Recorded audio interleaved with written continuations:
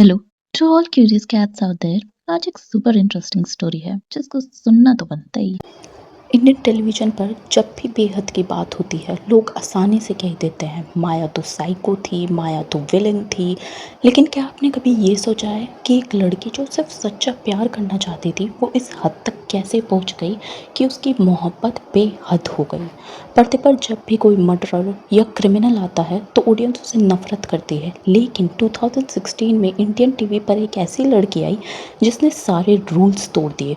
उसने मर्डर्स किए, घर चलाए और लाइफ्स डिस्ट्रॉय किए। पर अजीब बात पता क्या है, ऑडियंस उससे नफरत नहीं कर पाई, उल्टा लोग उसके लिए सिंपैथी फील करते थे।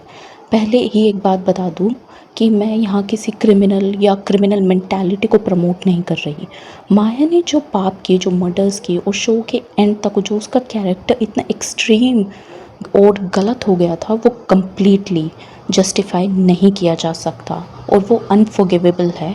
उसके क्राइम्स को की कोई माफ़ी नहीं है। लेकिन 2016 में बेहद के मेकर्स ने टीवी के स्क्रीन के पीछे एक ऐसा साइकोलॉजिकल ट्रैप सेट किया था जो आज तक किसी व्यूअर्स ने ध्यान से नोटिस ही नहीं किया।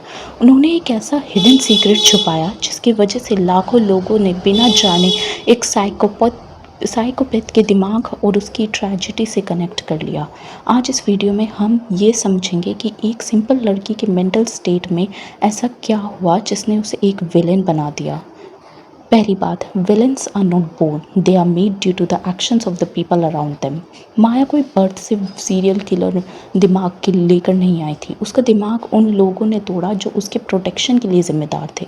उसके फादर अश्विन मल्होत्रा एक मॉन्स्टर थे। डार्क क्लोजेट्स में लोग कर देना, मार पीट करना और उसकी माँ जानवी पर डोमेस्टिक वायलेंस, ये माया के बचपन का रूटीन था। उसकी माँ साइलेंट विक्टिम बनी रह गई और माया को मिला सिर्फ एक्सट्रीम इमोशनल नेगलेक्ट।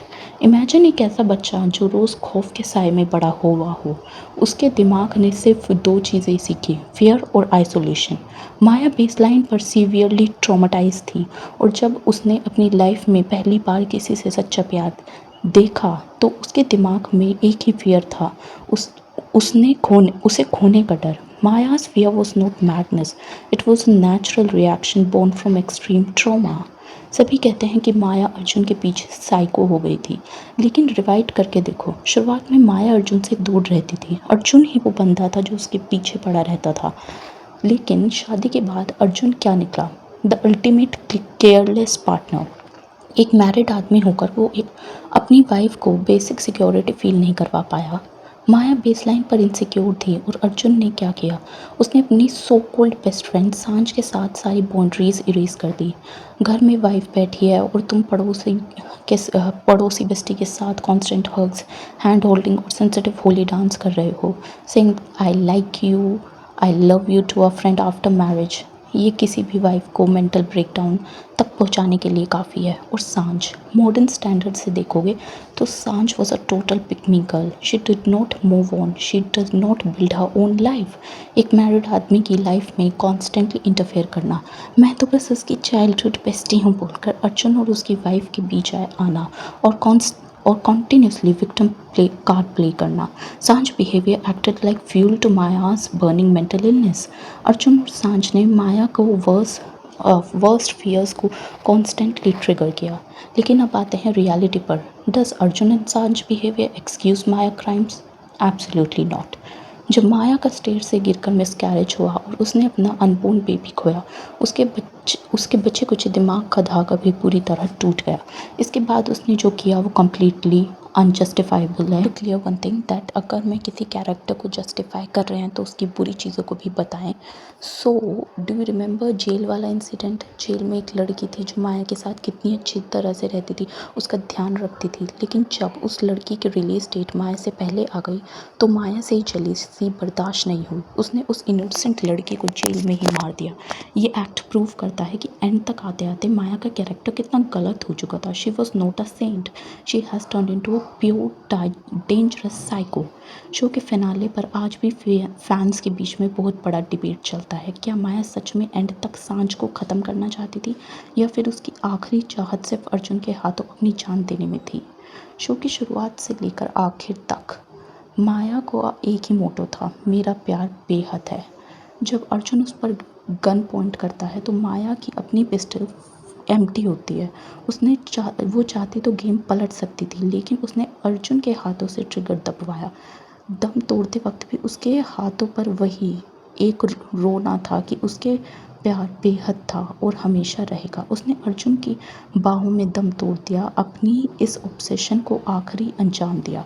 लेकिन यहाँ पर एक पावरफुल डिस्टिंक्शन हमेशा याद रखना, trauma explains behaviour, trauma never excuse behaviour. Maya का पास्ट ये एक्सप्लेन करता है कि वो ऐसी क्यों बनी, लेकिन वो उसके ब्यूटल मर्डर्स और क्राइम्स को एक्सक्यूज़ या माफ़ बिल्कुल नहीं करता। अब आते हैं उस सबसे बड़े मिस्ट्री पर जो मैंने शुरुआत में पूछी थी। मेकर्स ने 2016 में आपके दिमाग के साथ कौन सा माइंड गेम खेला। नॉर्मल टीवी सीरियल्स में जब कोई विलन क्राइम करता है तो व्यूअर्स चाहते हैं कि उसे जेल हो, लेकिन बेहद के मेकर्स ने माया के चाइल्डहुड अब्यूज़, उसके डार्क पास्ट और उसके मिसकैरेज के पेन को इतना हाइपर रियलिस्टिक दिखाया कि आपको सबकॉन्शियस माइंड बिना जाने अर्जुन और सांझ को विलन और रूथलेस किलर माया को विक्टिम दिखाने लगा। The big mystery was the secret was not just because what was wrong with Maya. The secret was how easily the makers manipulated you into feeling sympathy for an psycho. Villains birth से नहीं बनते, उन्हें लोगों के actions बनाते हैं। माया के case में उसके फादर के अब्यूज़ ने, माँ के साइलेंस ने और अर्जुन सांझ के केयर यार क्या हो गया मुझे ओके अर्जुन और सांझ के नेगलेक्ट ने उसे मॉन्स्टर बना दिया। एक आखिरी सवाल, जेनिफर विकेंट की acting was iconic, no doubt, लेकिन अगर माया को उसके बचपन में थेरेपी और सेफ फैमिली मिलती तो क्या बेहद की ये विलन कभी एग्जिस्ट करती? कमेंट में अपने थॉट्स ज़रूर बताना। वीडियो पसंद आई हो तो लाइक, शेयर एंड सब्सक्राइब करना। और हाँ, now the cat is out of the bag. मिलते हैं नेक्स्ट वीडियो में, तब तक के लिए पर्दाफाश।